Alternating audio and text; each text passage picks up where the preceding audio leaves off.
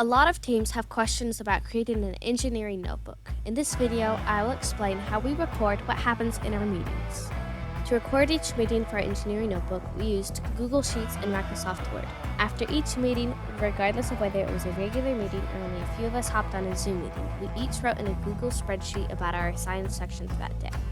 Our team agreed that when we write entries for every meeting, we would have a summary page and then a details page so that the judge looking through our notebook would be able to see a summary of the meeting before deciding to read more about that specific meeting. In addition, we have a section dedicated to pictures we took during that section of the meeting so that if we want to use it, we don't have to go searching for that one perfect picture we took.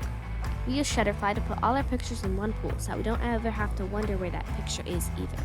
We also record who was at each meeting by checking a box, and the spreadsheet uses a formula to make a box with a list of the people who attended the meeting that we can then copy and put into our engineering notebook page. We spent a lot of hours on our notebook, and this is only one section. If you would like to see more of our notebook and how we created it, comment down below.